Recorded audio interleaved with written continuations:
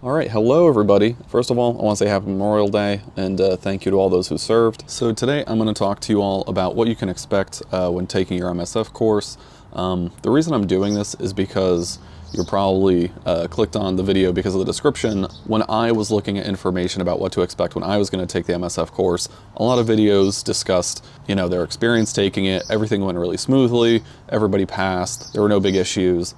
Occasionally you hear about, oh, this person didn't listen well, so they kicked him out of the course or whatever. It's not very often that somebody has a pretty significant crash during a course. So that's why I want to make this video, is because it is a possibility that somebody, while taking your MSF course, has a pretty serious collision. And so I just want to do an all-encompassing video about what to expect, and then my experience detailing the crash that happened during my MSF course. That being said, if you do just want to hear about the crash that happened during my MSF course, feel free to click on the timeline. I'll timestamp it. You can skip ahead, listen to that. But if you are a new rider, which is who I'm gearing my content towards here on YouTube, because I am a new rider, then you can go ahead and just listen to what we're going to talk about, which is all the things you need to know getting ready for and then taking your MSF course.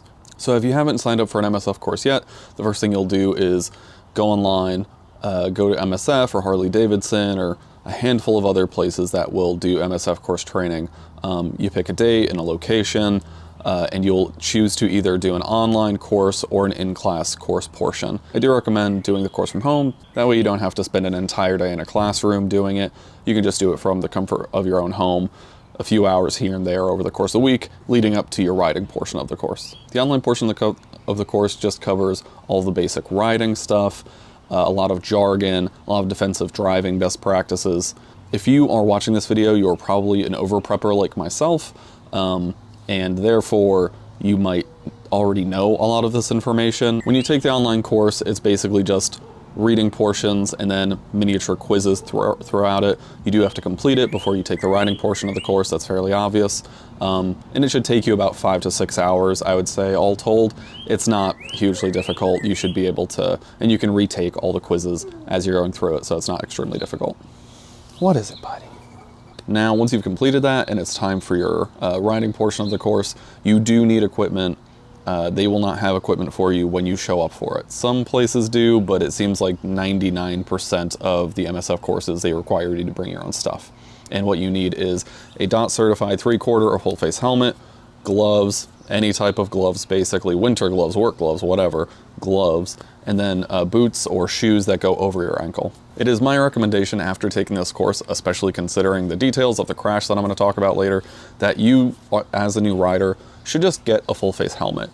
You want all of the skin on your face. It is nice to have that skin on your face. Get a full face helmet. In addition to those things, you should bring some water and some snacks, like some granola bars or whatever, because it is a pretty long day. It will give you a lunch break, but you'll be there for 6 to 8 hours, depending on how many people you have and how quickly they can go through all of the tests. So next I'll talk about what you can expect during the riding portion, and I'll get into the crash that happened during our riding portion of the course. The first day, there were no incidents. It was totally normal. It's a very basic day. They teach you basically how you should get on the bike. How does the throttle work? How do you turn on the bike? How do you brake safely? How does the clutch and the shift lever work? You just go through all of the basics of using a motorcycle, how to operate it, and how to slowly move. You'll do a couple of quick practices of stopping and starting, going back and forth, how to, hold in the clutch and back up the bike if you need to, all that kind of stuff. It's a very basic, easy first day. If anybody crashes during the first day of the course, I would be very surprised, because you're going at such a slow pace, or you should be going at a very slow pace. And our instructor was very patient with everybody. There were no issues, but I think a child could essentially get through the first day of the MSF course without a problem. The second day of the course is where it really picks up speed, literally and figuratively. You're going to start to do exercises where you have to get up to 15 or 20 miles an hour and then brake safely. You're going to be doing some larger exercises that kind of encompass more of the parking lot. Pretty much all of these, I assume all MSF courses take place in a parking lot similar to the one that we had ours in. There's cones and there's, lines set up that you're going to follow doing different exercises. But there's a lot of stop and start tests, make a left turn, make a right turn at 15 miles an hour, go around this curve. And all of those things are to prepare you for, at the end of the day, you're going to do your state DMVs. test for getting your motorcycle permit, which I have to say, in retrospect, is actually pretty crazy because you have to have so many hours to drive a car in America, but getting a motorcycle license is like a 3-day course. That's actually very short. I'm glad that it was kind of that short. If it was as many hours as it needed to be for a car license, I don't know if I would do it. I don't know if a lot of people would do it, but yeah, it's fairly quick. All right, so let's go to it. Might be the reason you clicked on this video. Let's talk about the accident that happened, the crash that happened during my course. It was during a very slow speed practice. We were doing a ride up to a stop, make a sharp right turn. That's it. 5 miles an hour up to the instructor, pause, put your feet down, and then from a stop, sharp 90-degree turn. I'm in line, I'm probably second, third person in line. We're all just in a row waiting to go. The person in the front of the line goes up, they stop, at least from what I can hear. They go up and they stop, and then all of a sudden I can hear someone's car or motorcycle. And then all of a sudden I can hear basically what sounds like rev bombing. You know, they're just, it sounds like they got the throttle pinned. And I'm like, oh, weird, like, that's odd. Maybe there's something wrong with their bike. And because I can't see it because I'm behind 2 or 3 people in line. We're pretty close together. So I peer around the person in front of me, and that is when I see the woman who was making the right turn just shoots off. She seems to have lost control of the bike. She shoots off at maybe 15 miles an hour and into a chain link fence that surrounds the parking lot. So when she hits the fence, the bike gets wedged in there. She makes contact with the fence and rolls off the back of it. It was not great. We're all obviously pretty shocked, and they give you really strict instructions about what you should be doing when you're not doing an exercise. So we're all just sitting on our bikes, idling, because it's not our time to go. We got very specific instructions on, hey, no matter what's going on, you do not get off the bike unless I tell you to, from the instructor, right? But pretty quickly we all realized that we needed to go over there and help the instructor with this person. So we put our kickstands down, we all go over, and pretty quickly we realized her chin got cut up pretty bad. It got sliced from hitting into the fence. She was wearing a 3/4 face helmet, wasn't wearing a full helmet. So her chin got cut up and she's bleeding pretty profusely out of her chin. We got her gauze and napkins, and she was bleeding a lot. She kept bleeding through all of the gauze and napkins we were giving her. We're giving her handfuls of napkins and stuff to stop the bleeding. Eventually it slows down. We did call an ambulance pretty much almost immediately of the group of riders who are taking the course. Once we got over there, we're like, someone call an ambulance, I guess. So we call an ambulance. While we're waiting for the ambulance to arrive, we get her over to the tables where we all kind of set up for the day. She almost fainted at one point, I think from just her nerves and the adrenaline getting to her. We kind of basically almost slumped over and fell, and we caught her and yeah, got her over to the table. Ambulance shows up. It appeared that her finger was broken because she couldn't move her finger. She was bleeding out of her face pretty badly. She definitely needed stitches. Yeah, it was just not a good scene. So they took her to the hospital in the ambulance. Oh, after the ambulance took her away, we had to get her bike out of the fence. So 4 of us, it was wedged in so strongly that we all had to, 3 or 4 of us had to push our backs against the fence so that 2 other people could pull from one side and push from the other side to get the motorcycle out of the fence.